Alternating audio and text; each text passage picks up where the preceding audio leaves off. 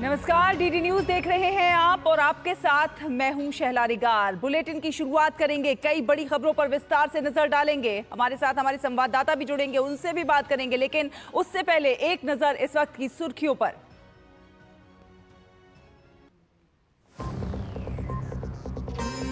भगवान जगन्नाथ की रथ यात्रा आज से शुरू। राष्ट्रपति, उपराष्ट्रपति और प्रधानमंत्री ने रथ यात्रा की दी शुभकामनाएं। राष्ट्रपति पुरी में रथ यात्रा में होंगी शामिल।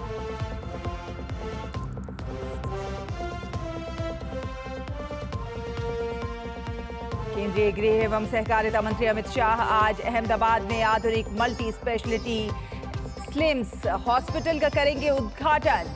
अमित शाह आज सुबह अहमदाबाद के श्री जगन्नाथ मंदिर में मंगला आरती में हुए शामिल।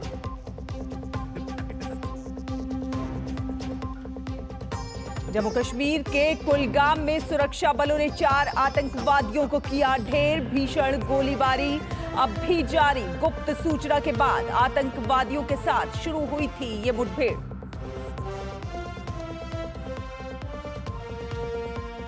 देश के अलग अलग हिस्सों में बारिश का दौर जारी। आज उत्तर प्रदेश के लखनऊ, गोंडा और गोरखपुर समेत 32 जिलों में भारी बारिश का अलर्ट। ओडिशा और पूर्वी राजस्थान में भी भारी से बहुत भारी वर्षा की संभावना। फ्रांस में आज होगा राष्ट्रपति चुनाव के दूसरे और अंतिम चरण के लिए मतदान। पहले चरण के मतदान में नेशनल रैली की मरीन ली पेन को बढ़त। इस चरण में हुआ था रिकॉर्ड 60% मतदान।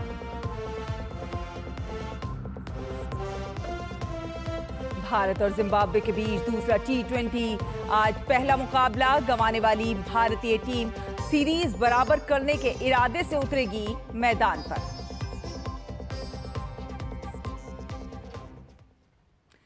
तो आपको बता दें कि भगवान जगन्नाथ की रथ यात्रा आज से शुरू हो गई है। हर साल आषाढ़ मास के शुक्ल पक्ष की द्वितीया से रथ यात्रा की शुरुआत होती है और ये रथ यात्रा दशमी तिथि को समाप्त होती है। ओडिशा के पुरी में स्थित भगवान जगन्नाथ मंदिर से ये भव्य रथ यात्रा निकाली जाती है, जिसमें बड़ी संख्या में भक्त हिस्सा लेते हैं। जगन्नाथ रथ यात्रा में भगवान जगन्नाथ यानी कि श्री कृष्ण और उनके भाई बलभद्र और बहन सुभद्रा को सुंदर वस्त्रों में सुसज्जित करके रथ यात्रा निकाली जाती है।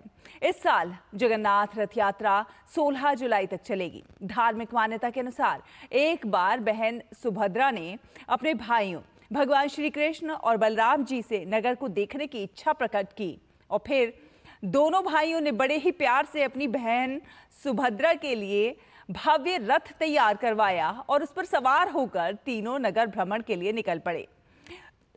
तीनों अपनी मौसी के घर गुंडीचा भी गए और यहाँ पर 7 दिन तक रुके और उसके बाद नगर यात्रा को पूरा करके वापस पुरी लौटे।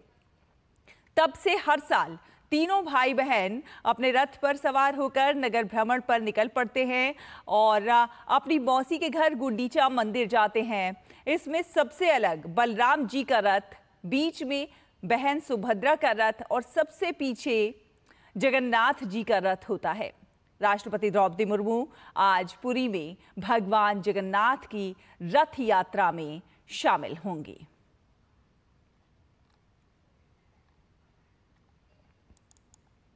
राष्ट्रपति द्रौपदी मुर्मू ने महाप्रभु जगन्नाथ जी की रथ यात्रा के अवसर पर देशवासियों को शुभकामनाएं दी हैं।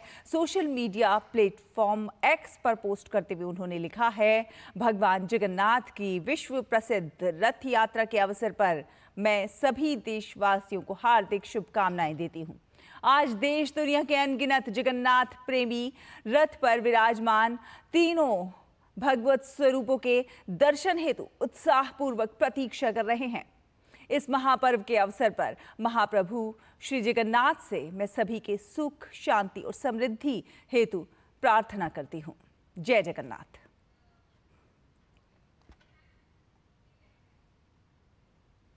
उपराष्ट्रपति जगदीप धनखड़ ने महाप्रभु जगन्नाथ जी की रथ यात्रा के अवसर पर देशवासियों को शुभकामनाएं दी हैं। सोशल मीडिया प्लेटफॉर्म X पर पोस्ट करते हुए उन्होंने लिखा है कि रथ यात्रा के शुभ अवसर पर मेरी शुभकामनाएं। श्री जगन्नाथ रथ यात्रा का ऐतिहासिक और सांस्कृतिक महत्व है और जो प्राचीन भारतीय परंपराओं में निहित है, जो भक्ति, एकता और समृद्ध विरासत को दर्शाती है। जैसा कि हम इस पवित्र अवसर का जश्न मनाते हैं, भगवान जगन्नाथ की दिव्य यात्रा हमें स्वास्थ्य, खुशी और आध्यात्मिक पूर्णता प्रदान करे।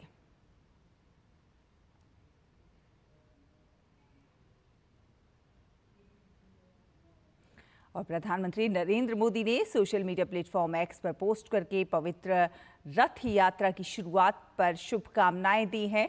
उन्होंने लिखा है कि हम महाप्रभु जगन्नाथ को नमन करते हैं और प्रार्थना करते हैं कि उनकी कृपा हम सब पर बनी रहे।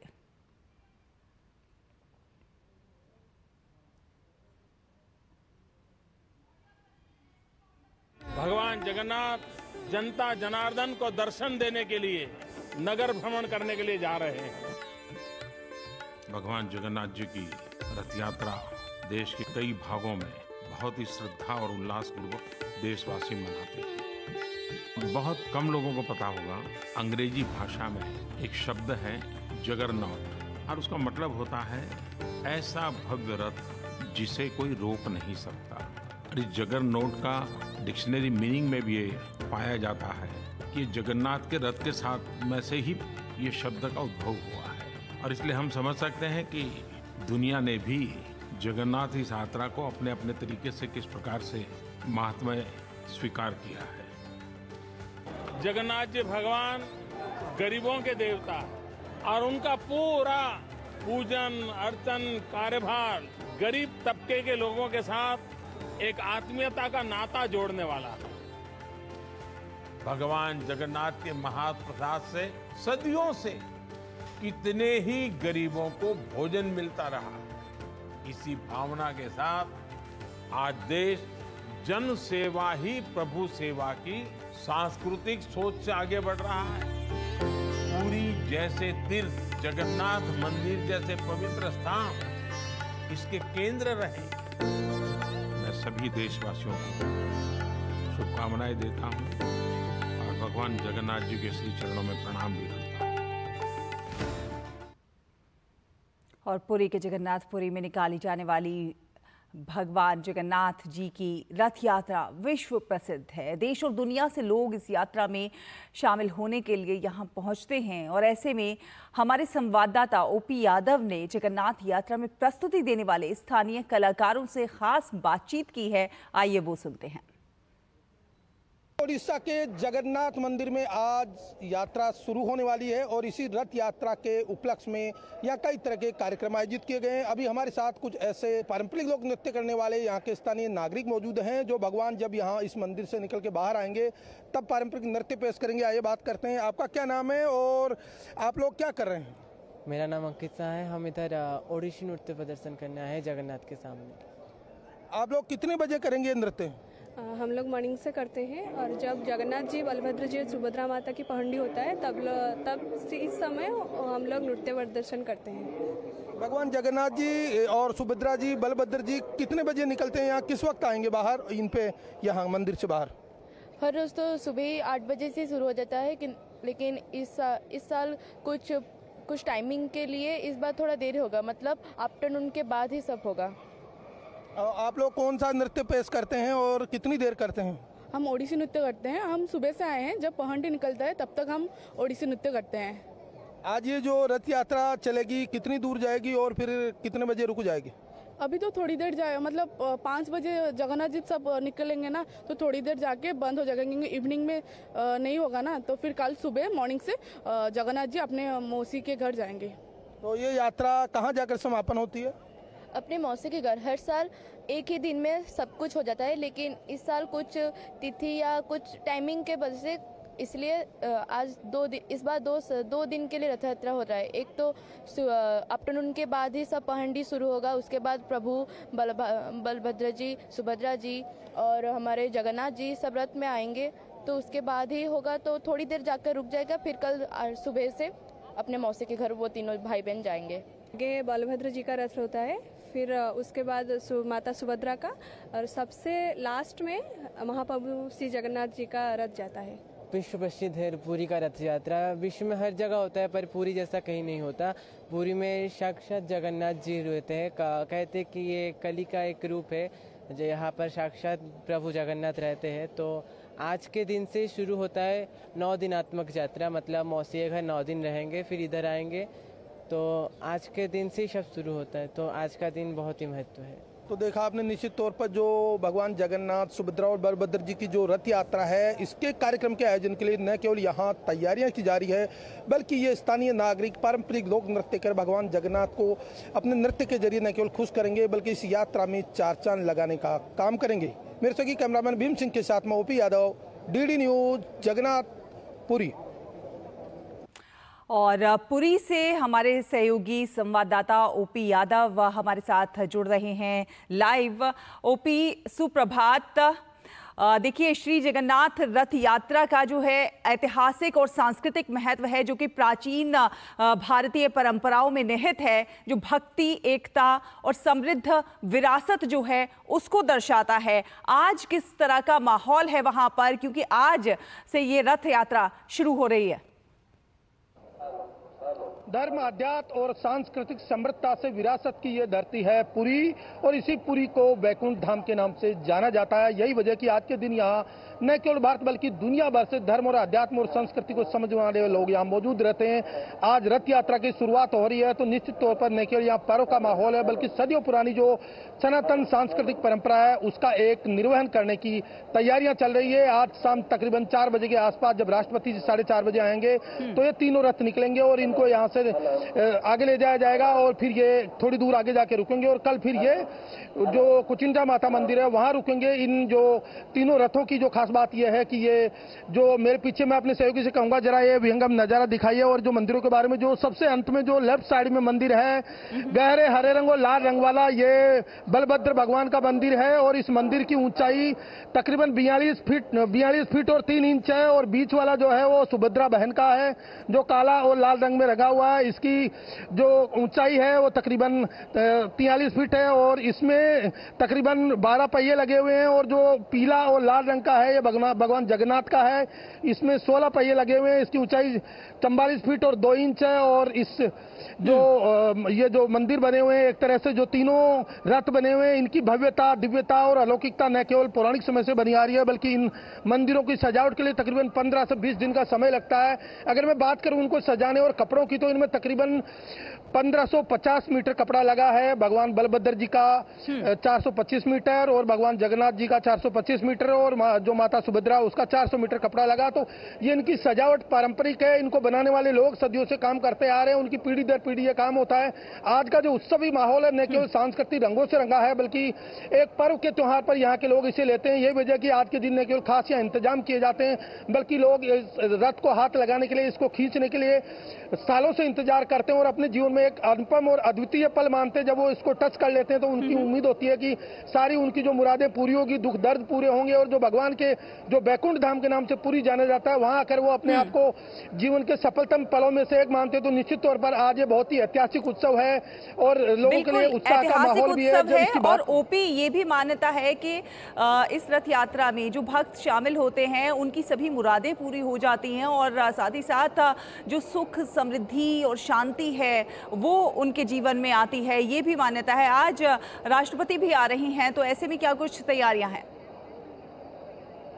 जी, ये हर साल आषाढ़ माह की शुक्ल पक्ष की तृतीया को ये शुरू होता है, और आषाढ़ माह की शुक्ल पक्ष की 10वीं में ये यात्रा समाप्त होती है। तो यात्रा के शुरुआत के दिन, पहले ही दिन महामहिम राष्ट्रपति यहाँ पधार रही हैं।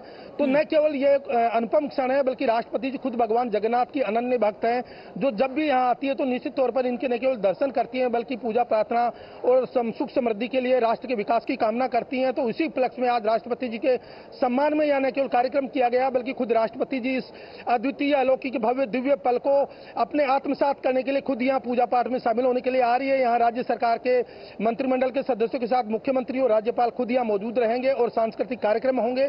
सांस्कृतिक कार्यक्रमों के साथ साथ जो यहाँ के पौराणिक मान्यताओं के साथ जुड़े हुए गीत, भजन और पूजा और सत्संग होंगे, वो भी सभी लगातार कार्यक्रम आयोजित किए जाएंगे। तो निश्चित तौर पर यह कि उत्सवी माहौल न केवल रंगों से रंगा, बल्कि धर्म, अध्यात्म और संस्कृति को जोड़ने के साथ साथ भारत की सदियों पुरानी सनातन संस्कृति उसको जीवंत रखने के लिए एक कड़ी का काम काम भी कर रहा है। बिल्कुल। अच्छा, आप इस यात्रा का जो धार्मिक महत्व है वो भी समझाने की कोशिश कीजिए, और 3 रथ जो हैं उन रथों की अलग अलग क्या कुछ विशेषताएं हैं वो भी हमारे दर्शकों को बताइए। आज के दिन की मान्यता, आज के दिन की विशेषता और आज के दिन की खासियत सबसे बड़ी है कि जो भी भक्त, जो भी श्रद्धालु आज अपनी आंखों से भगवान जगन्नाथ, भगवान जगन्नाथ और सुभद्रा और बलभद्र जी के जो रथ हैं इनको अपनी आंखों से निहार लेगा, उसकी न केवल जीवन सफल होगा बल्कि उसकी मनोकामनाएं पूरी होने के साथ साथ उसके जीवन का एक वो लक्ष्य पूरा होगा जो सत्य, अहिंसा और प्रेम और भाईचारा के मार्ग पर चलने के लिए जो इन्होंने जो मार्ग बताए थे धर्म और अध्यात्म के जरिए, उनको पूरा करने का एक परिलक्षण होगा। मैं अपने सहयोगियों से कहूंगा, जो मंदिर है उनकी मैं खासियत बता देता हूं। जो रथों की सबसे जो लास्ट में जो रथ है वो जो गहरे हरे रंग और लाल रंग में, इसकी ऊंचाई तकरीबन 42 फीट 3 इंच है और इसमें 12 पहिए लगे हुए हैं और ये बलभद्र जी का वो है। और इसके साथ साथ जो मेरे इधर राइट साइड में जो लगा हुआ पीले कलर का, इसकी 44 फीट 2 इंच ऊंचाई है, इसमें 16 पहिए लगे हुए हैं और ये भगवान जगन्नाथ जी का रथ है और इस रथ को बनाने में तकरीबन 15 दिन लगे। बीच में जो है सुभद्रा जी का रथ है, इसकी 43 फीट और 2 इंच ऊंचाई है और इसमें तकरीबन 14 पहिए लगे हुए हैं और इनको बनाने में लगातार वही 15 से 20 दिन का समय लगे। ये सदियों से जो बनाने की परंपरा रही है, कारीगर है उनके हुनर को दर्शाते हैं और इनको बनाने की कलात्मकता, इनकी भव्यता, दिव्यता और जो इनकी जो सुंदरता है वो अपने आप में इनकी नक्काशी से निहारी जा सकती है। इनके जो रंग है उनका अलग महत्व है, इनके कपड़ों का अलग महत्व है। इनके कपड़े पहनाने वाले जो दर्जी है वो भी परंपरागत तरीके से पीढ़ियों से चले आ रहे हैं और इनको जो बनाने वाले लकड़ी के कारीगर हैं वो भी परंपरागत तरीके से इनको निर्माण के कार्य में सालों साल से लगे आ रहे हैं। तो एक पारंपरिक तरीका धर्म, अध्यात्म और संस्कृति को न केवल जीवित रखने का है बल्कि इन जब रथों को खींचा जाएगा तो जो रस्सियां हैं उन रस्सियों को हाथ लगाकर जो आदमी अपने आप को पुण्य आत्मा के रूप में देखना चाहता है, पापों को धोना चाहता है, भगवान को अपने आप को आत्मसात करना चाहता है, वो यहाँ मौजूद रहेगा। यही वजह है कि आप मेरे बगल में साइड में जो इमारतें बनी हुई है उनमें भी बहुत सारे लोग श्रद्धालु इस पल को निहारने के लिए सुबह से इंतजार कर रहे हैं। चलिए ओपी यादव, आप अपनी नजर बनाकर रखिए, आगे भी क्या कुछ अपडेट होती है वो हम आपसे हासिल करेंगे। फिलहाल धन्यवाद आपका हमारे दर्शकों से तमाम अपडेट साझा करने के लिए। और फिलहाल एक छोटा सा ब्रेक लेते हैं, ब्रेक के उस पार खबरों का सफर जारी रहेगा। आप देखते रहिए डीटी न्यूज।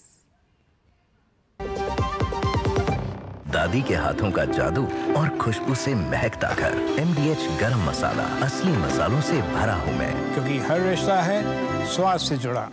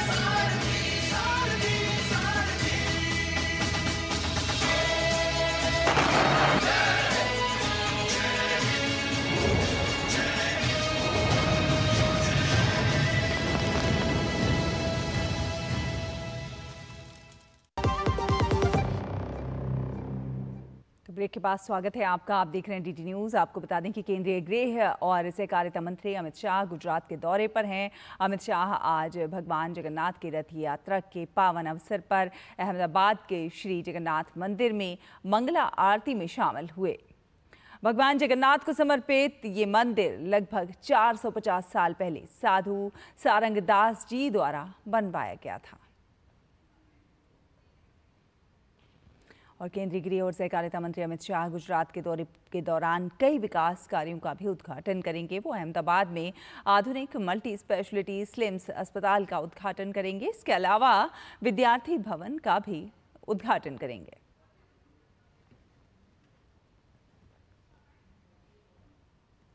और गुजरात के मुख्यमंत्री भूपेंद्र पटेल अहमदाबाद में भगवान जगन्नाथ जी के रथ यात्रा में शामिल हुए। भूपेंद्र पटेल ने रथ में सवार भगवान जगन्नाथ जी की पूजा अर्चना भी की। वहीं भगवान जगन्नाथ जी की रथ यात्रा में शामिल होने के लिए भक्तों की भारी भीड़ का सैलाब भी देखा गया। जम्मू कश्मीर के कुलगाम में सुरक्षा बलों और आतंकियों के बीच चल रही मुठभेड़ में 4 आतंकी मारे गए हैं। इस एनकाउंटर में 2 जवान भी शहीद हो गए हैं। पुलिस अधिकारी ने बताया है कि घटनास्थल पर भीषण गोलीबारी जारी है और ऑपरेशन खत्म होने के बाद मृत आतंकवादियों की पहचान की पुष्टि की जाएगी।